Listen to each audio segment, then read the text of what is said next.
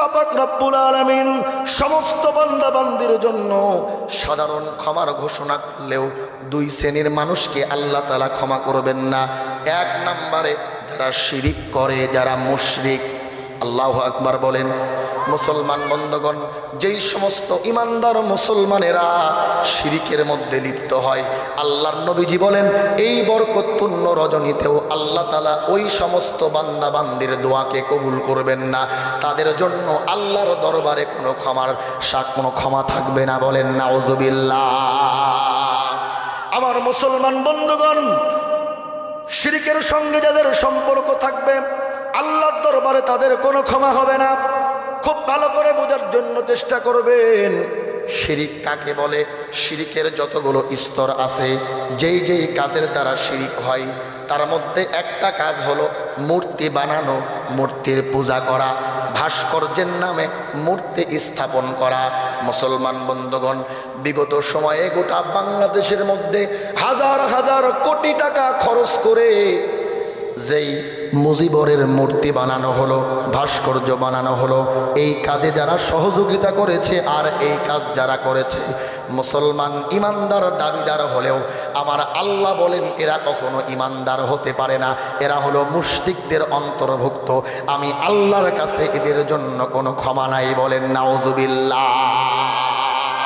সুতরাং আওয়ামী লীগ সরকারের মার্কার উপরে যারা ভোট দিয়েছে, এখনো যারা আওয়ামী লীগের বীজ বপনের জন্য চেষ্টা করতেছে, তারাও মুশরিকদের অন্তর্ভুক্ত হবে। কথা বলেন ঠিক কিনা? কথা ক্লিয়ার? মুহতারাম হাজিরিন, এজন্য ঈমান বড় কঠিন জিনিস। আমি তো 5 ওয়াক্ত নামাজ পড়তেছি, সংসদের মধ্যে দাঁড়িয়ে বলতেছি যে আমার নেত্রী এমন একটা নেত্রী। আসসালামু আলাইকুম ওয়া রাহমাতুল্লাহি ওয়া বারাকাতুহু। আপনারা কেমন আছেন? ঘুমায় গেছেন নাকি? রাগ করতেছেন? রাত অনেক হয়েছে নাকি বলেন? তবে আমার অভিজ্ঞতা আছে, আপনাদের রাজশাহী জেলায় রাত 2টার সময় স্টেজে ওঠার অভিজ্ঞতা আমার আছে। এই বিষয়গুলো ভালো নাকি খারাপ? ভালো না। 2টা পর্যন্ত 3টা পর্যন্ত ওয়াজ শুনে ফজরের নামাজে খবর নাই, এটাকে ভালো বিষয় হলো? ভালো বিষয় না। যাই হোক, আমি আপনাদেরকে বেশি সময় কষ্ট দিব না, যেহেতু রাত অনেক হয়েছে। কোরআনের মহাব্বাতে আপনারা সকলেই আমাকে কথা দিবেন, একজনও উঠবেন না। 1 ঘন্টার সময় আমি আপনাদের থেকে নিব। কোরআনের মহাব্বাতে আপনারা সকলেই বসে থাকবেন, পারবেন না ইনশাল্লাহ? আচ্ছা বলেন তো দেখি, কখনো ফুলের নার্সারিতে গিয়েছেন, বাগানে গিয়েছেন? তো একটা ফুলের বাগানে কিন্তু নানান প্রকারের ফুল থাকে। কথা বলেন ঠিক কি না? এক একটা ফুল এক এক গন্ধ ছড়ায়। কথা বলেন ঠিক কি না? এক একটা ফুলের সৌন্দর্য এক এক রকম হয়, তবে সব কটাই কিন্তু ফুল। তো যারা কথা বলেছেন, আমি কথা বলবো, হয়তো কথার ঢং রং সুরঘাট এগুলো এদিক সেদিক হবে, কিন্তু যারা কথা বলেছেন আমি বলবো, সকলেই তো একটা গ্রন্থ থেকেই বলবেন। কথা বলেন ঠিক কিনা? তো যখন ইমানদার মুমিনের সামনে কোরআন থেকে আলোচনা করা হবে, তখন ইমানদারের ঈমান বাড়তে থাকবে। কথা বলেন ঠিক কিনা?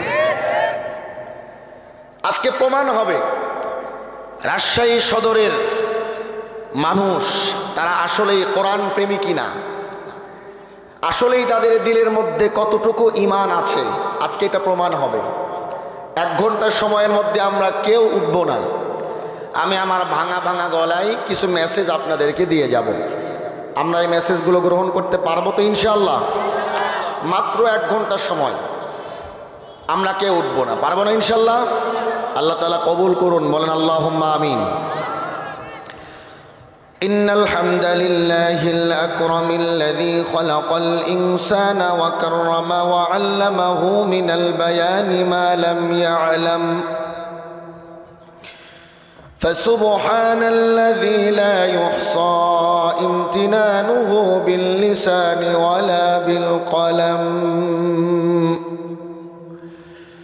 نشهد أن لا إله إلا الله وحده لا شريك له ونشهد أن سيدنا وحبيبنا ومولانا محمدًا عبده ورسوله الذي أرسله بالحق بشيرا ونذيرا وداعيا إلى الله بإذنه وسراجا وقمرا منيرا فقد قال الله تعالى في كلامه المجيد وفرقانه الحميد أعوذ بالله من الشيطان الرجيم بسم الله الرحمن الرحيم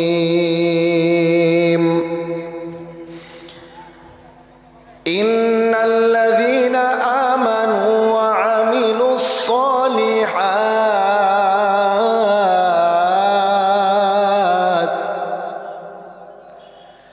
إن الذين آمنوا وعملوا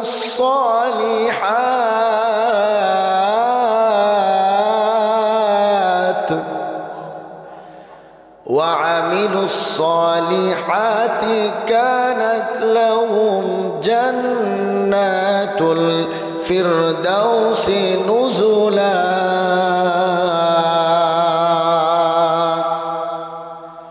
صدقت يا رب العالمين. وقال النبي صلى الله عليه وسلم إذا كانت ليلة النصف من شعبان فقوموا ليلها وصوموا يومها أو كما قال عليه الصلاة والسلام. وقال تعالى في شان حبيبه إن الله وملائكته يصلون على النبي يا أيها الذين آمنوا صلوا عليه وسلموا تسليما. اللهم صل على محمد وعلى آل محمد كما صليت على إبراهيم وعلى آل إبراهيم إنك حميد مجيد. اللهم بارك على محمد وعلى آل محمد كما باركت على إبراهيم وعلى آل إبراهيم إنك حميد مجيد. মনে বড় আশা ছিল যাব মদিনায়,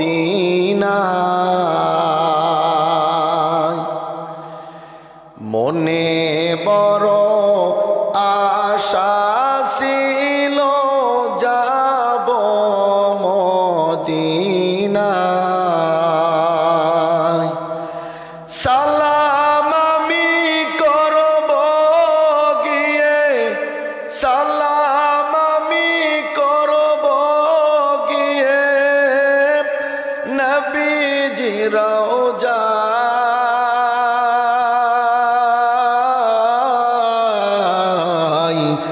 মনে বড় আশা ছিল যাব মদিনায়। ইলাহা ইল্লাল্লাহ।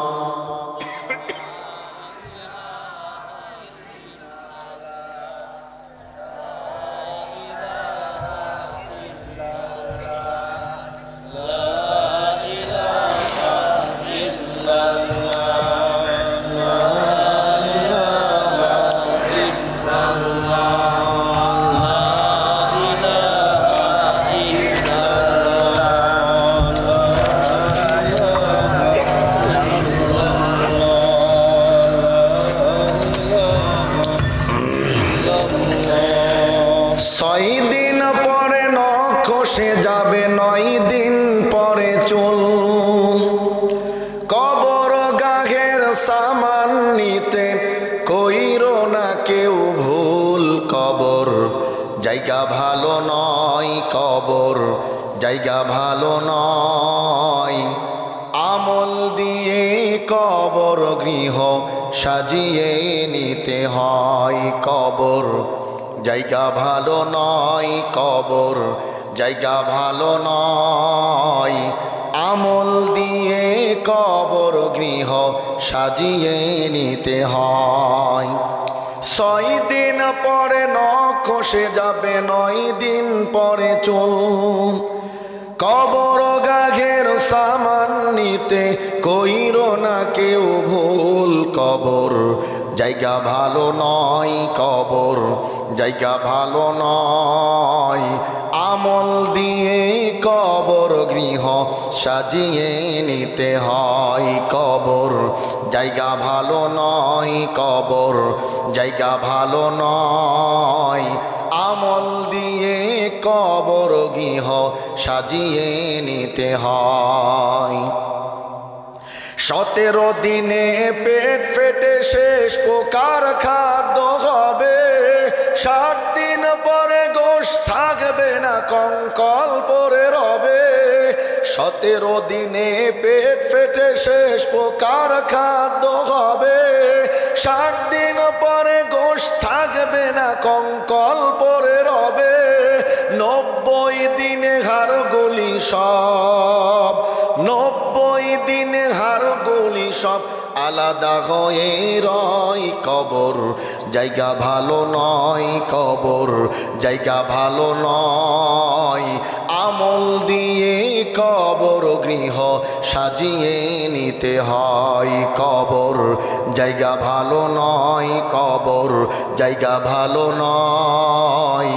আমল দিয়ে কবর গৃহ সাজিয়ে নিতে হয়। 6 দিন পরে নখ খসে যাবে, 9 দিন পরে চুল। কবর গাঘের সামান নিতে কইরো না কেউ ভুল। কবর জায়গা ভালো নয়, কবর জায়গা ভালো নয়।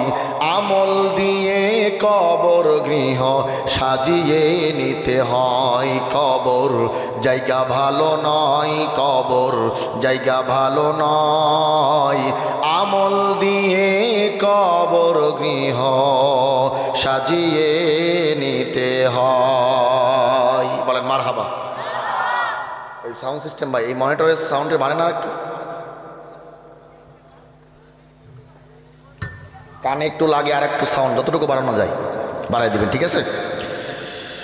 ঐতিহ্যবাহী রাজশাহী জেলার অন্তর্গত উত্তর চকপাড়া তরুণদের উদ্যোগে বাইতুল জান্নাত জামে মসজিদের উন্নতিকল্পে আয়োজিত আজকের ৫ম বার্ষিক তাফসিরুল কোরআন মাহফিলের সম্মানিত সভাপতি সাহেব, আমন্ত্রিত উলামায়ে কেরাম, মুরব্বিয়ান আযম, বিভিন্ন মসজিদ, মাদ্রাসা, স্কুল, কলেজ, শিক্ষাঙ্গন থেকে আগত মুকাররমায়ে সাদেজা, সম্মানিত শিক্ষক মণ্ডলী, সেরেতাস, মাথার মুকুট মুরব্বী বাবারা, সেনেঘের কচিকাঁচা তলবে ইলম ছাত্র ভাইরা, কলিজা টুকরা যুবক ভাইরা, পর্দার আড়ালে হজরতে মা খাদিজাতুল কুবরা রাদিয়াল্লাহু আনহার উত্তরসূরি, হজরতে মা আয়েশা সিদ্দিকা রাদিয়াল্লাহু আনহার উত্তরসূরি আমার পর্দানিশী মা এবং বোনেরা, মহান আল্লাহ পাক রব্বুল আলামিনের দরবারে লাখো কোটি শুকর গুজার আদায় করছি, নত শিরে সুজুদ পেশ করছি।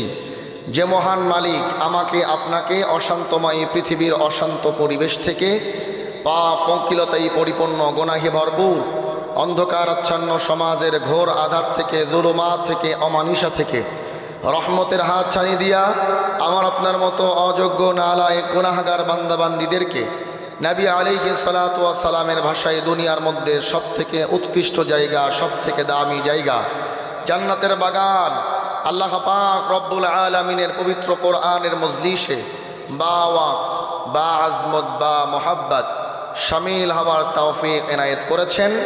সেই মহান মালিকের দরবারে শুকরগুজার আদায় করছি। সকলেই বলুন আলহামদুলিল্লাহ। আলহামদুলিল্লাহ, সুন্দর, হ্যাঁ, মাশাআল্লাহ। লাখ কোটি দুরূদ ও সালাম বর্ষিত হোক সাইয়্যিদুল মুরসালিন খাতামুন নবিয়্যিন আহমদে মুস্তাফা মুহাম্মাদুর রাসূলুল্লাহ। সকলেই বলি সাল্লাল্লাহু আলাইহি ওয়াসাল্লাম। প্রিয় পাবনাবাসী, আপনারা কেমন আছেন? আমাদেরকে যিনি ভালো রেখেছেন তিনি কে? আমাদেরকে যিনি রিজিক দান করেছেন তিনি কে? আমাদেরকে যিনি হায়াত দান করেছেন তিনি কে? আবার আমাদেরকে যিনি মৃত্যু দিবেন তিনি কে? সেই মালিকের দরবারে শুকরগুজার আদায় করলে নিয়ামত বাড়বে নাকি কমবে? নিয়ামতের শুকরিয়া আদায় করলে নিয়ামত বাড়িয়ে দেন কে? সেই আল্লাহর দরবারে শুকরিয়া আদায় করার দরকার আছে না নাই? আল্লাহ পাক রব্বুল আলামিন দয়া করে, মায়া করে, করুণা করে আমাদেরকে এই জান্নাতের বাগানের মধ্যে বসার সুযোগ করে দিয়েছেন। কথা বলেন ঠিক কিনা? আমার তো মনে হয় এই মহল্লার যতগুলো বাড়ি আছে প্রত্যেকটা বাড়ি থেকে একজন করে সদস্য যদি আজকে এই প্যান্ডেলের মধ্যে বসতো, তাহলে এই জালসা কর্তৃপক্ষকে এমন প্যান্ডেল আরো 4-5 গুণ করতে হতো। কথা বলেন ঠিক কিনা? আমরা মুসলমান দাবিদার, শুধু মুসলমানের সাইনবোর্ডটাই লাগিয়েছি, কিন্তু একজন প্রকৃতপক্ষে ইমানদার মুসলমান হওয়ার জন্য যেই শর্তগুলো মানা দরকার সেই শর্তগুলো আমরা মানতে পারি না। কথা বলেন ঠিক কিনা? কোরআনের প্রতি আমাদের মোহাব্বত নাই, দ্বীনের প্রতি মোহাব্বত নাই। একজন ইমানদার মুসলমানকে আল্লাহর কোরআন যেভাবে আঁকড়ে ধরা দরকার, কোরআনকে আমার জীবনে যেভাবে ফিট করা দরকার, আমার ব্যক্তিগত জীবন, পরিবার, সমাজ, রাষ্ট্রের মধ্যে কোরআনকে যেভাবে বাস্তবায়ন করা দরকার আমরা সেভাবে বাস্তবায়ন করতে পারি নাই। কথা বলেন ঠিক কিনা? আমি একজন মুসলমান হিসাবে এটা আমার ব্যর্থতা। কোরআনের প্রতি যদি আমার মোহাব্বত থাকতো তাহলে আজকে কোরআনের মজলিসগুলোর অবস্থা এমন হতো না। কথা বলেন ঠিক কিনা? এই যে রাত পোহালেই আসতেছে 14ই ফেব্রুয়ারি বিশ্ব ভালোবাসা দিবস। কথা বলেন ঠিক কিনা? বলুন তো দেখি, এই বিশ্ব বেহায়াপনা দিবসের সঙ্গে কোনো মুসলমানের সম্পর্ক থাকতে পারে? আওয়াজ করে বলেন, কোন মুসলমানের সন্তান বিশ্ব বেহায়াপনা দিবস, ভ্যালেন্টাইন্স ডে নামক এই যে বিশ্ব বেহায়াপনা দিবস, এই দিবসের সঙ্গে কোনো মুসলমানের সন্তান সম্পর্ক রাখতে পারে? আওয়াজ করে বলেন পারে? অথচ বাস্তবতা হলো আজকে যদি এই ময়দানের মধ্যে ঘোষণা দেওয়া হতো, বেশি না 24 ঘন্টা আগে যদি ঘোষণা দেওয়া হতো যে মমতাজ আফাই এসে ফাইটা যায় গান কয়ে এই এলাকার যুবকদের দিল কলিজা সব ফাটা ফালাবে, এই ঘোষণা যদি দিত, বলেন তো দেখি এইটুক মাঠের মধ্যে জায়গা দেওয়া সম্ভব হতো? আওয়াজ করে বলেন সম্ভব হতো? তার মানে গানের সঙ্গে আমার সম্পর্ক আছে, দুনিয়ার আনন্দ ফুর্তির সঙ্গে সম্পর্ক আছে, কিন্তু আল্লাহর কোরআনের সঙ্গে সম্পর্ক নাই। কথা বলেন ঠিক কিনা? আচ্ছা বলেন তো, আমাদের দিলের মধ্যে মোহাব্বত আছে না নাই? আমরা আমাদের মা বাবা, স্ত্রী, সন্তান তাদেরকে মোহাব্বত করি কি করি না? আমরা আমাদের আত্মীয় স্বজন, পাড়া প্রতিবেশীকে মোহাব্বত করি কি করি না? আমাদের দিলের মধ্যেও কিন্তু মোহাব্বত আছে, তবে মোহাব্বতটা বৈধ জায়গায়, অবৈধ জায়গায় না। কথা বলেন ঠিক কিনা? আজকে যারা এই অবৈধ দিনটাকে স্বীকৃতি দিয়ে বাংলাদেশের মধ্যে এই নোংরামো করার পরিবেশ যারা তৈরি করে দেয়, বুঝতে হবে তারা ইসলামের দুশমন, দেশের দুশমন, জাতির দুশমন। কথা বলেন ঠিক কিনা? সমাজের মধ্যে এই মানুষগুলোকে জায়গা দেওয়ার কোনো সুযোগ আছে? কথা বলেন সুযোগ আছে?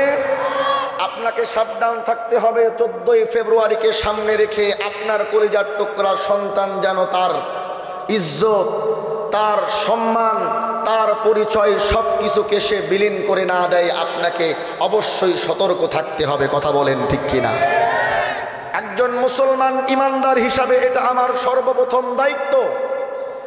আমার কলিজার টুকরা সন্তানকে আমি ভার্সিটিতে পাঠিয়েছি, স্কুলে পাঠিয়েছি, কলেজে পাঠিয়েছি, আমি খোঁজখবর রাখি না আমার সন্তান ওইদিকে 14ই ফেব্রুয়ারির প্রস্তুতি গ্রহণ করতেছে। কথা বলেন ঠিক কিনা? হাজারো বোন 14ই ফেব্রুয়ারিকে সামনে রেখে তার ইজ্জতকে লুণ্ঠন করতেছে, তার ইজ্জতকে কুরবানি করতেছে। কথা বলেন ঠিক কিনা? কোন মুসলমানের সন্তানের 14ই ফেব্রুয়ারির সঙ্গে সম্পর্ক থাকবে না। আমাদের মুহাব্বত, আমাদের ভালোবাসা আমাদের রবের সঙ্গে, আমাদের মুহাব্বত, আমাদের ভালোবাসা আমাদের নবীর সঙ্গে, আমাদের মুহাব্বত, আমাদের ভালোবাসা আমাদের মায়ের প্রতি, বাবার প্রতি, সন্তানের প্রতি, স্ত্রীর প্রতি, পরপুরুষ পরনারীর সঙ্গে আমাদের কোনো সম্পর্ক নাই। কথা বলেন ঠিক কিনা? বিয়েকে সহজ করেন। বাল্য বিবাহর নামে মেয়েকে ধরে রাখা হয় 18 বছর পর্যন্ত, অথচ 9 বছরে আমি আমার মেয়েকে ঘরের মধ্যে রাখতে পারি না। কথা বলেন ঠিক কিনা?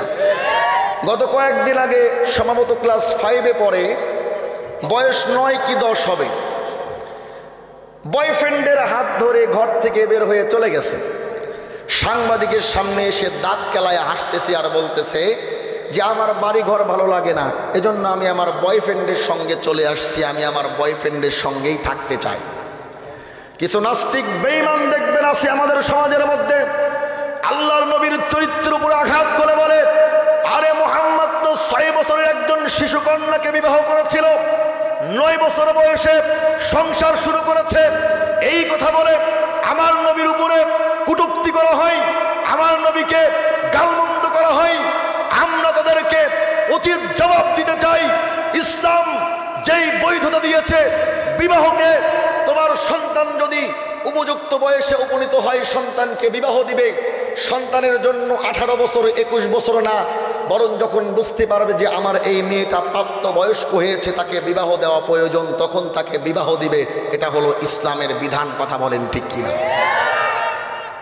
সন্তানের বয়স 30 বছর হয়ে যায়, এখনো চাকরি পায় নাই, বাবা মা বিয়ে দিবে চায় না। কথা বলেন ঠিক কিনা? ওই সন্তানটা অবৈধ সম্পর্কের মধ্যে লিপ্ত হয়। কথা বলেন ঠিক কিনা?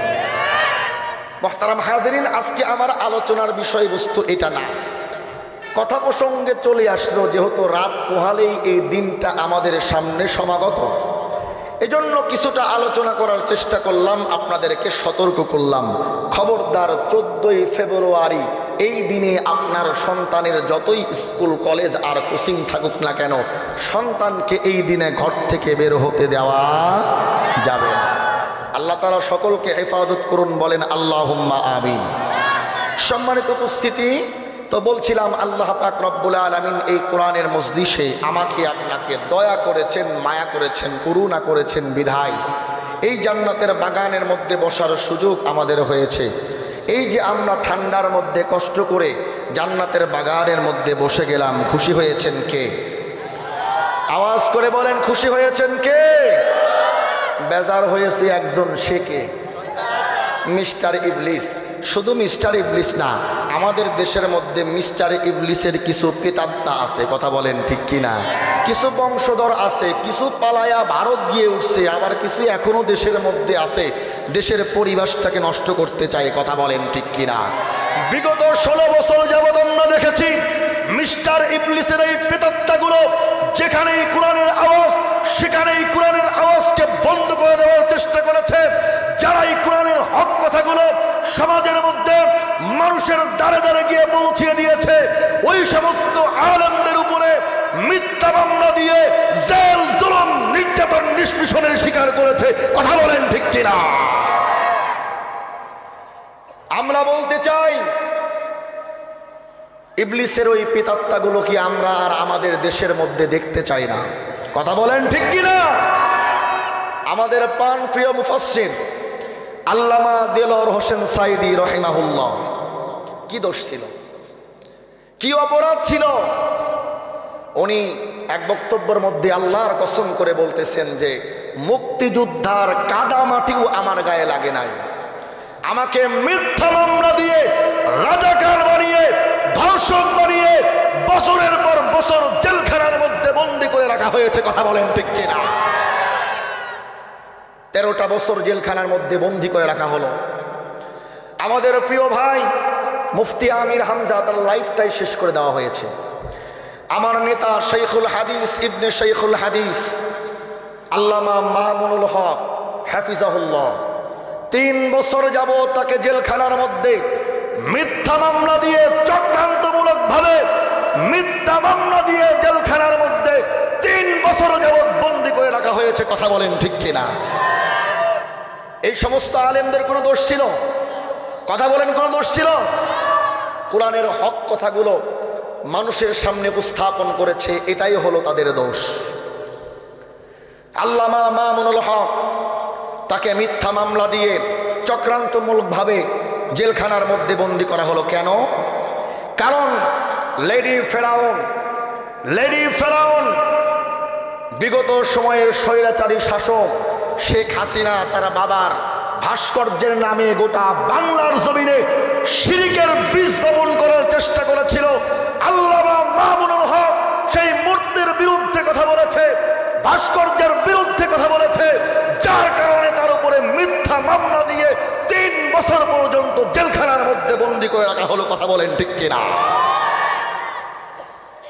আল্লামা দেলোয়ার হোসেন সাঈদী রাহিমাহুল্লাহ তাকে শেষ পর্যন্ত জেলখানার মধ্যেই শেষ করা হলো। আমার ভাইয়েরা, যারা ইসলামের জন্য দ্বীনের জন্য জীবন দেয় তারা কখনো মরে না। কথা বলেন ঠিক কিনা? আমার আল্লাহ বলেন বাল আহিয়া, খবরদার তোমরা তাদেরকে মৃত বলো না, আমি আল্লাহর কাছে তারা হলো জীবিত। বলেন সুবহানাল্লাহ। আল্লামা সাঈদী তুমি মরনি, শহীদ হয়েছ তুমি এটাই জানি। ঠিক কিনা বলেন? আল্লামা সাঈদী তুমি মরনি, শহীদ হয়েছ তুমি এটাই জানি। আল্লামা সাঈদী তুমি মরনি, শহীদ হয়েছ তুমি এটাই জানি। কারাগারে কেটেছে 13টি বছর, বাতিল কেঁপেছে তোমায় দেখে থরথর। ঠিক কিনা বলেন? কারাগারে কেটেছে 13টি বছর, বাতিল কেঁপেছে তোমায় দেখে থরথর। তুমি যে ছিলে মোদের নয়ন মনি, শহীদ হয়েছ তুমি এটাই জানি। আল্লামা সাঈদী তুমি মরনি, শহীদ হয়েছ তুমি এটাই জানি। কথা বলেন ঠিক কিনা? আজকে এই কোরআনের মজলিস থেকে আমরা বলতে চাই, যারা বিগত সময়ে 16 বছর যাবত উলামায়ে কিরামের উপরে জেল জুলুম নির্যাতন নিষ্পেষণ করেছে, বাংলার জমিনে এর বিচার হওয়ার আগ পর্যন্ত তাদের কোন চেলাপেলা কি আমরা বাংলার জমিনে দেখতে চাই না। কথা বলেন ঠিক কিনা? বারবার লেডি ফেরাউন স্বৈরাচার শাসক প্রধানমন্ত্রী ফোন কলে বলে ঠুস করে আমি বাংলাদেশের মধ্যে কখন জানি ঢুকে পড়ি। বলে কি বলে না? আমরা বলি যেখানে আছেন পুত্রবধূর আদরে আছেন। কথা বলেন ঠিক কিনা? যেখানে আছেন পুত্রবধূর আদরে আছেন, ওখানেই থাকেন। যখন প্রয়োজন হবে আলেমদের উপরে যেই জুলুম নির্যাতন নিষ্পেষণ করেছেন, এই শাস্তি দেওয়ার জন্য যেভাবে আয়না ঘর তৈরি করে মানুষের সঙ্গে পশুর চাইতেও খারাপ আচরণ করেছেন, যখন প্রয়োজন হবে আপনাকে গলার মধ্যে রশি ঝুলিয়ে টানতে টানতে বাংলাদেশে এনে বিচার করা হবে। কথা বলেন ঠিক কিনা? আমার ভাইরা, কোরআনের এই হক কথাগুলো কোরআনের এই মজলিস থেকে হওয়া দরকার। আপনারা কি রাগ করতেছেন? আমার ভাইরা, শুধুমাত্র কোরআনের এই হক কথাগুলো বলার কারণেই আলেমদের উপরে এই জুলুম নির্যাতন নিষ্পেষণ, ক্ষমতার চেয়ার ধরে রাখার জন্য হাজার হাজার ছাত্র ভাইদের বুকের মধ্যে গুলি চালিয়েছে, হাজার হাজার ভাই বোনকে হত্যা করেছে, আবু সাইদকে হত্যা করেছে, মুগ্ধর মতো বীর পুরুষকে হত্যা করেছে। আমরা বলতে চাই, আমরা একজন আল্লামা সাইদিকে হারিয়েছি। বাংলার প্রত্যেকটা ঘরে ঘরে একজন করে আল্লামা সাইদি জন্ম নিবে, কথা বলেন ঠিক কিনা? আমরা একজন আবু সাইদকে হারিয়েছি, বাংলার জমিনে হাজারটা আবু সাইদ জন্ম নিবে। আমরা একজন মুগ্ধকে হারিয়েছি, বাংলার জমিনে হাজারটা মুগ্ধ তৈরি হবে। এরপরেও তোমাদের জুলুম, তোমাদের এই জাহিলি প্রথাকে আমরা শেষ করেই ছাড়বো, কথা বলেন ঠিক কিনা? আপনারা দেখেছেন বর্তমান বাংলাদেশ সরকার ডক্টর ইউনূস তার প্রতিনিধি দল নিয়ে আয়নাঘর প্রদর্শনী করেছে। আয়নাঘরের মধ্যে একটা ইলেকট্রিক শক দেওয়ার জন্য ওরা একটা চেয়ার বানিয়েছিল, দেখেছেন আপনারা? এর মধ্যে বসিয়ে নিরপরাধ মানুষগুলোকে শুধুমাত্র স্বৈরাচার শক্তির বিরুদ্ধে কথা বলার কারণে ওই চেয়ারের মধ্যে বসিয়ে কারেন্টের শক দিয়ে সুস্থ মানুষকে পাগল বানানো হয়েছে, কথা বলেন ঠিক কিনা? ডক্টর ইউনূস নিজেই বলেছে, আজ থেকে 1450 বছর পূর্বে সেই জাহিলি প্রথা প্রধানমন্ত্রী, বিগত সময়ের প্রধানমন্ত্রী শেখ হাসিনা স্বৈরাচারী শাসক, সেই জাহিলি প্রথা সে ফিরে আনার চেষ্টা করেছিল, কথা বলেন ঠিক কিনা? আমার ভাইয়েরা, আমার দেশের কিছু দামাল সন্তানেরা তারা দাঁড়িয়ে গিয়েছে, জীবনের বিনিময়ে, রক্তের বিনিময়ে সেই স্বৈরাচারকে তাড়িয়েছে। তবে দুঃখের বিষয়, জালেম আমাদের দেশ থেকে দূর হয়েছে, কিন্তু জুলুম এখনো দূর হয় নাই, কথা বলেন ঠিক কিনা? বাংলাদেশের চাঁদাবাজি এখনো দূর হয় নাই, বাংলাদেশের ছিনতাই, খুন খারাপি এখনো দূর হয় নাই। কোরআনের আজকে মজলিস থেকে বলতে চাই, বাংলার জমিন থেকে যদি আমরা চাঁদাবাজি দূর করতে চাই, ধর্ষণ বন্ধ করতে চাই, খুন খারাপি বন্ধ করতে চাই, বাংলার জমিনে কোরআনের হুকুমত প্রতিষ্ঠা করতে হবে, কথা বলেন ঠিক কিনা? বাংলার জনগণ বুঝে গেছে বাংলাদেশ একমাত্র ওলামায়ে কেরামের কাছে নিরাপদ, কথা বলেন ঠিক কিনা? ইনশাআল্লাহ কোরআনের আজকে মঞ্চ থেকে আমি আপনাদেরকে আশ্বস্ত করতেছি, দেশ যদি ওলামায়ে কেরামের হাতে আসে, হযরতে ওমর যেভাবে দেশ চালিয়েছে, হাজার হাজার পথ রাতের অন্ধকারে মরুভূমির পথ অতিক্রম করেছে একজন যুবতী নারী, কিন্তু একটা পোকামাকড় তাকে স্পর্শ করে নাই, বলেন আল্লাহু আকবার। হযরতে ওমরের জামানার কথা বলতেছে, একজন নারী 3000 কিলোমিটার পথ অতিক্রম করেছে একা একা, কোনো সঙ্গী নাই, একটা পোকামাকড় তাকে স্পর্শ করতে পারে নাই। ওই সমাজটা ছিল কোরআন দ্বারা গঠিত। সুতরাং বাংলার জমিন যদি কোরআনী হুকুমত প্রতিষ্ঠা হয়, আল্লাহর কসম করে বলতেছি, এই জমিনের মধ্যে আর টেন্ডারবাজি হবে না, এই জমিনের মধ্যে আর খুন খারাপি হবে না, এই জমিনের মধ্যে আর চাঁদাবাজি হবে না। আমার বাংলাদেশটা হবে সোনার বাংলাদেশ, কথা বলেন ঠিক কিনা? কে কে বাংলার জমিনে আল্লাহর কোরআনের হুকুমত দেখতে চাই, দু হাত উঁচু করে দেখায়।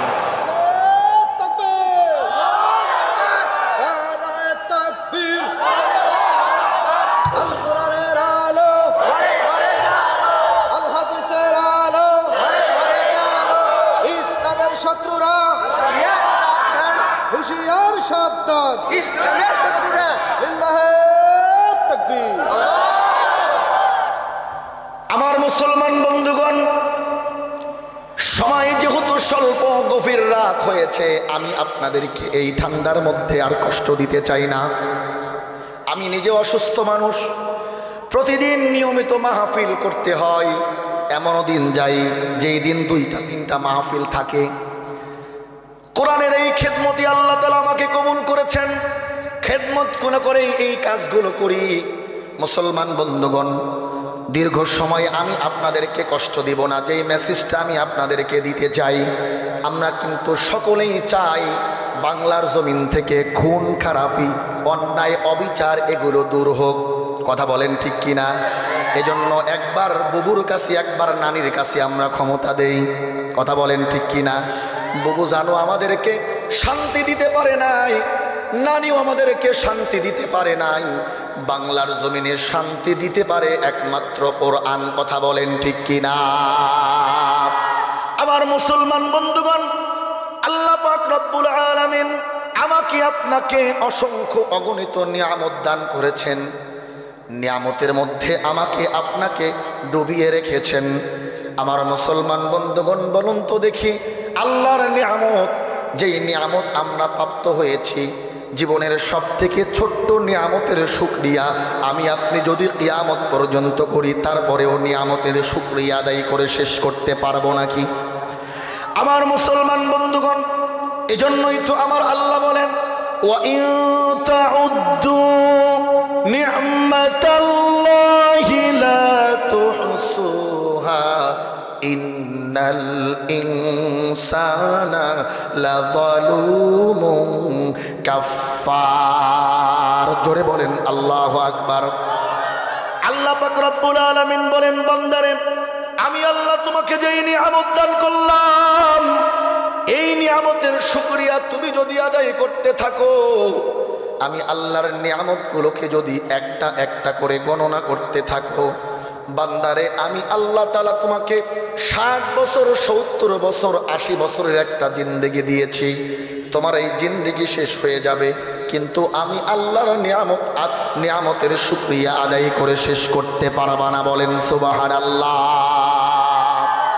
আমার মুসলমান বন্ধুগণ, মুফাসসিরিনে কেরাম আয়াতের ব্যাখ্যা করতে গিয়ে বলেন, যদি আল্লাহ পাক রব্বুল আলামিন বান্দাকে আবারও নতুন করে একটা জীবন দান করে, ওই জীবনের শুরু থেকে শেষ পর্যন্ত বান্দা নিয়ামতের শুকরিয়া আদায় করতে থাকে, নিয়ামতের শুকরিয়া আদায় করতে করতে তার ওই জীবনটাও ফুরে যাবে, এরপরেও আল্লাহর নিয়ামতের শুকরিয়া আদায় করে শেষ করতে পারবে না। এভাবে 1000টা জীবন যদি বান্দাকে দান করা হয়, আর বান্দা যদি ওই নিয়ামতের শুকরিয়া আদায় করতে থাকে, এরপরেও আল্লাহর নিয়ামতের শুকরিয়া আদায় করে শেষ করতে পারবে না। বলেন সুবহানাল্লাহ। तू मुझे आसमां दिया और तू मुझे रास्ता दिया, तू मुझे आसमां दिया और तू मुझे रास्ता दिया, निअमतों से भर दिया और सबसे बेहतर कर दिया, निअमतों से भर दिया और सबसे बेहतर कर दिया, मेरे सर से पाँव तक तेरे सनाअत सब दिया, मेरे सर से पाँव तक तेरे सनाअत सब दिया, देखने को आंखों देकर बोलने को लब दिया, देखने को आंखों देकर बोलने को लब दिया। আমার মুসলমান বন্ধুগণ, কবিতার ভাষায় বলতেছেন, আল্লাহ আপনি আমাদের মাথার উপরে আসমান দিয়েছেন, আসমানটাকে ছাদ বানিয়ে দিয়েছেন, জমিনটাকে চলার জন্য রাস্তা বানিয়ে দিয়েছেন, আপনি আমাদের 3.5 হাত বডির মধ্যে কত নিয়ামত দান করলেন, দেখার জন্য চক্ষু দিলেন, বলার জন্য জবান দিলেন, এত নিয়ামত আপনি দান করেছেন, এরপরেও আমরা বান্দা নিয়ামতের শুকরিয়া আদায় করতে চাই না। কথা বলেন ঠিক কিনা? আমার মুসলমান বন্ধুগণ, এজন্যই তো আমার আল্লাহ বলেন, লা ইন শাকারতুম লা আযীদান্নাকুম ওয়া লা ইন কাফারতুম ইন্না আযাবি লাশাদীদ। জোরে বলেন আল্লাহু আকবার। আমার মুসলমান বন্ধুগণ, আল্লাহ পাক রব্বুল আলামিন বলেন, বান্দারে, আমি আল্লাহ যেই নিয়ামত দান করলাম, এই নিয়ামতের যদি তুমি শুকরিয়া আদায় করো, আমি আল্লাহ তাআলা নিয়ামতকে বাড়াইয়া দেব। আর এই নিয়ামত পাওয়ার পরেও যদি আমি আল্লাহর নিয়ামতের শুকরিয়া আদায় না করো, আমি আল্লাহ তাআলা যেই নিয়ামত তোমাকে দান করেছি, নিয়ামত আমি আল্লাহ ছিনিয়ে নেব। শুধু নিয়ামত ছিনিয়ে নেব তাই নয়, বরং আমি আল্লাহর পক্ষ থেকে তোমার জন্য কঠিন আযাবের ব্যবস্থা থাকবে। বলেন নাউজুবিল্লাহ। আমার মুসলমান বন্ধুগণ, আমি আমার আলোচনাকে লম্বা করতে চাই না, খুব ভালো করে বুঝবেন। আল্লাহ পাক রব্বুল আলামিন বান্দাকে যত নিয়ামত দান করেছেন তার মধ্য থেকে সবথেকে বড় নিয়ামতের নাম হলো কোরআন। কথা বলেন ঠিক কিনা? আল্লাহর পক্ষ থেকে বান্দার জন্য সবথেকে বড় নিয়ামত হলো কোরআন। মুসলমান বন্ধুগণ, এই নিয়ামত পাওয়ার পরেও নিয়ামতের শুকরিয়া আমরা আদায় করতে জানি নাই। আল্লাহর কোরআনের সঙ্গে যে সম্পর্ক আমাদের রাখার দরকার সেই সম্পর্ক আমরা রাখতে পারি নাই। মুসলমান বন্ধুগণ, আজকে দুনিয়ার মুসলমান আল্লাহর কোরআনকে যদি পরিপূর্ণরূপে গ্রহণ করতে পারত, তাহলে আল্লাহর জমিনের 1 ইঞ্চি জায়গাও কাফের মুশরিক বেঈমানদের দখলে থাকতো না। কথা বলেন ঠিক কিনা?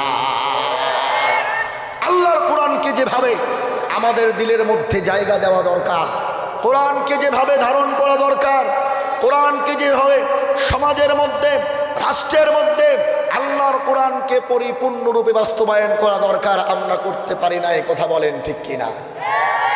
কোরআনের সঙ্গে আমাদের সম্পর্ক আছে? কেমন আছে? কেউ তো কোরআন পড়তেই জানি না, আবার যারাও পারি সকাল সন্ধ্যা 2-1 পৃষ্ঠা পড়তেছি, কিন্তু কোরআনটাকে শুধুমাত্র তেলাওয়াতের মধ্যেই সীমাবদ্ধ করেছি। আল্লাহ যে এই কোরআন আমার জীবনের পূর্ণাঙ্গ জীবন বিধান হিসাবে দান করেছেন, এই দিকে আমার কোনো খেয়াল নাই। কথা বলেন ঠিক কিনা? মনে রাখতে হবে মুসলমান, কোরআন আল্লাহর পক্ষ থেকে এমন একটা নিয়ামত, কোরআনের সঙ্গে যাদের সম্পর্ক থাকবে এরা আল্লাহর জমিনে পরিপূর্ণ ঈমানদার। কথা বলেন ঠিক কিনা? আর আল্লাহর কোরআনের সঙ্গে যাদের সম্পর্ক নাই, যত বড় ঈমানদার আল্লাহ ওয়ালা দাবি করুক না কেন, ওই মানুষগুলো ঈমানদার হতে পারবে না। কথা বলেন ঠিক কিনা? মুহতারাম হাজিরিন, আমাদের দিলের সকলেরই কমন একটা চাহিদা, আমরা পরপারে সকলেই জান্নাতি হতে চাই। কথা বলেন ঠিক কিনা? আমরা জান্নাতি হতে চাই কি চাই না? মুহতারাম হাজিরিন, এটা আমাদের দিলের সকলের কমন একটা চাহিদা, কিন্তু জান্নাতি হতে চাইলেই কি জান্নাত পাওয়া যায়? আওয়াজ করে বলেন, জান্নাতি হতে চাইলেই কি জান্নাত পাওয়া যায়?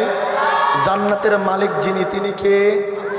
আওয়াজ করে বলেন, জান্নাতের মালিক যিনি, তিনি কে? সুতরাং আল্লাহর জান্নাতের মালিকানা যদি আমরা নিতে চাই, তাহলে আল্লাহর দেওয়া যেই সিস্টেম, সেই সিস্টেম মেনটেন করেই আমাদেরকে জান্নাতের মালিকানা নিতে হবে। কথা বলেন ঠিক কিনা? আল্লাহর দেওয়া সিস্টেম কি? কোরআনের মধ্যে আল্লাহ তাআলা বহু সিস্টেমের কথা বলেছেন। সব থেকে শর্ট যেই সিস্টেম ফর্মুলা, সেটা আমি আপনাদের খেদমতে তেলাওয়াত করেছি।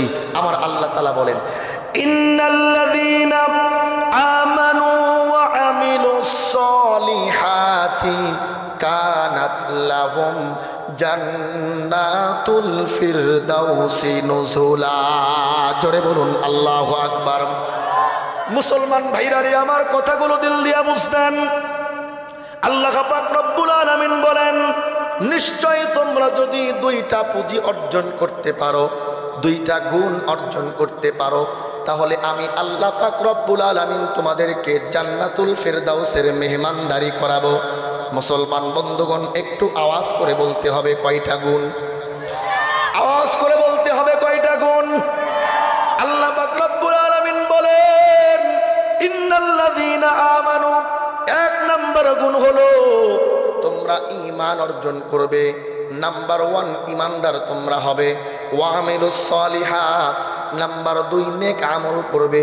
এই 2টা কাজ যদি তোমরা করতে পারো, আমি আল্লাহ পাক রব্বুল আলামিন তোমাদেরকে জান্নাতুল ফিরদাউসের মেহমান বানাবো। বলেন সুবহানাল্লাহ। আমার মুসলমান বন্ধুগণ, তাহলে আল্লাহ তাআলা 2টা গুণের কথা বললেন, 2টা ফর্মুলার কথা বললেন। 1 নম্বরে ঈমান। প্রশ্ন হতে পারে, হুজুর কেমন ঈমান অর্জন করলে পরে আল্লাহর জান্নাত পাওয়া যাবে? আমাদের সমাজের মধ্যে দেখবেন এমন কিছু ঈমানদার দাবিদার ব্যক্তি আছে, বলে হুজুর নামাজ না পড়লে কি হবে, ঈমান ঠিক আছে। বলে কি বলে না? বলুন তো দেখি, নামাজ পড়া ছাড়া কি কখনো ঈমানদার হওয়া যায় নাকি? আমার মুসলমান বন্ধুগণ, কেমন ঈমান অর্জন করলে আল্লাহর জান্নাত মিলবে? এক কথাই আমি আপনাদেরকে উত্তর দিতে চাই, খুব ভালো করে বুঝবেন। আল্লাহর নবীর সাহাবায়ে কেরাম যারা ছিলেন, আল্লাহর নবীর সাহাবী যারা ছিলেন, তারা যেমন ঈমান অর্জন করেছেন, অনুরূপ ঈমান যদি আমরা অর্জন করতে পারি, আল্লাহর জান্নাত আমাদের মিলবে। কথা বলেন ঠিক কিনা? 2 নম্বরে নেক আমল খুব ভালো করে বোঝার জন্য চেষ্টা করবেন।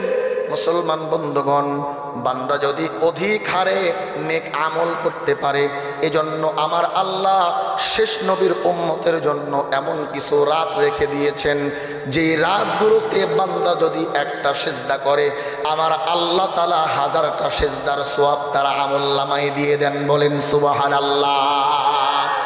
আমার মুসলমান বন্ধুগণ, 2 নম্বর পুঁজির কথা বলতেছিলাম। নেক আমল আমাদেরকে করতে হবে। 1 নম্বরে ঈমান। ঈমান সম্পর্কে যদি আমি আলোচনা করতে যাই, কমপক্ষে 2 থেকে 2.5 ঘন্টা আমাকে আলোচনা করতে হবে।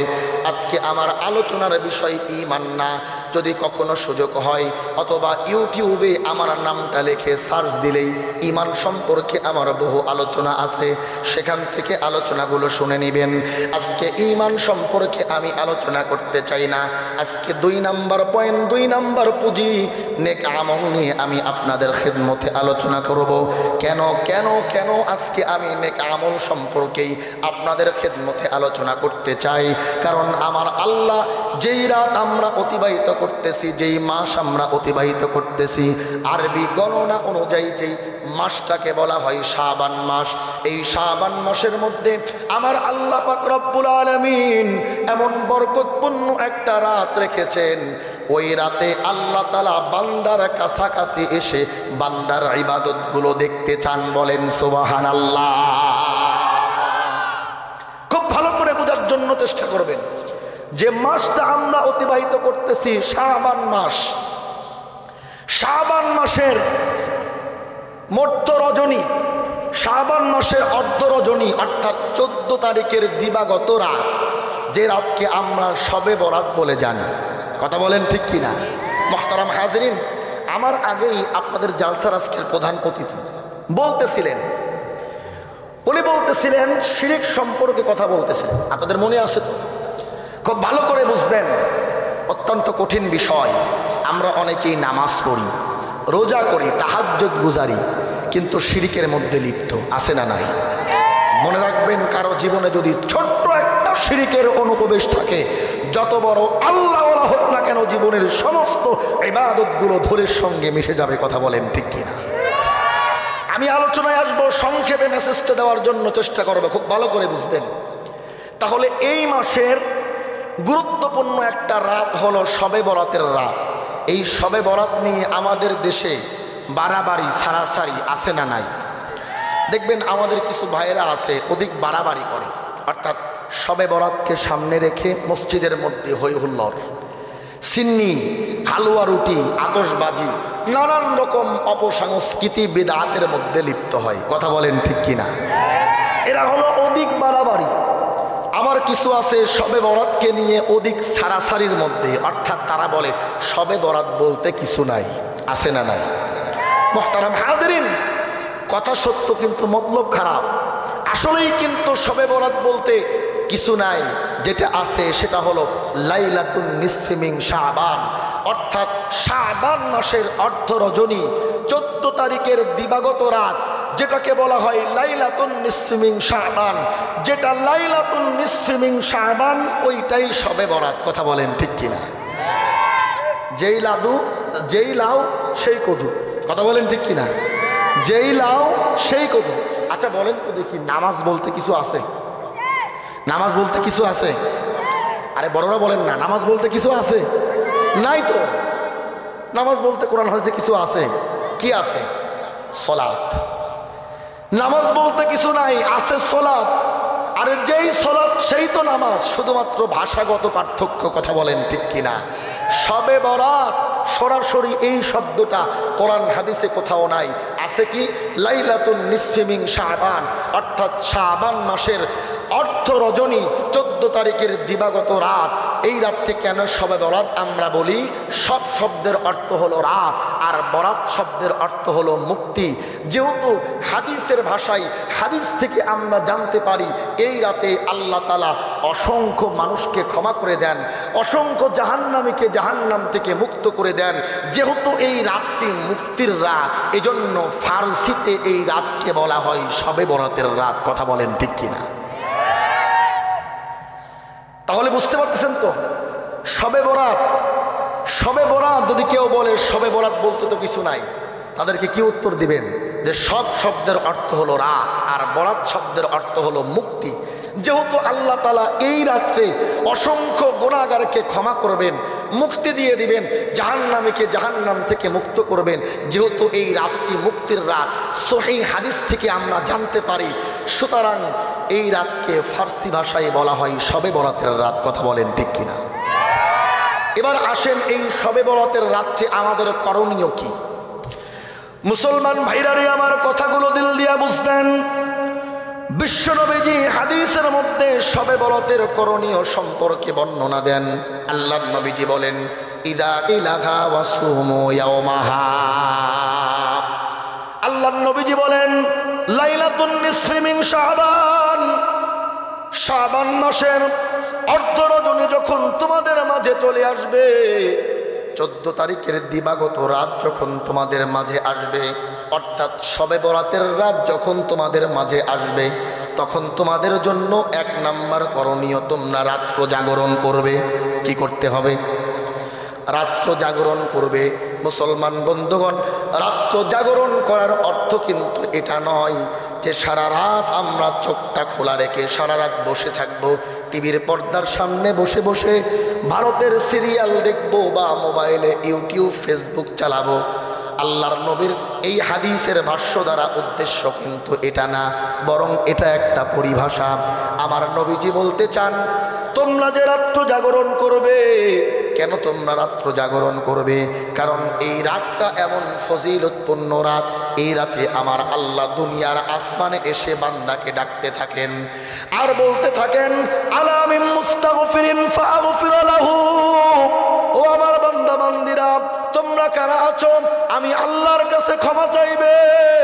আমি আল্লাহর কাছে তোমাদের গুনাহ খাতা আমি আল্লাহর সামনে পেশ করার পরে গুনাহের জন্য অনুতপ্ত হয়ে আমি আল্লাহর কাছে ক্ষমা চাইবে। আল্লাহ পাক রব্বুল আলামিন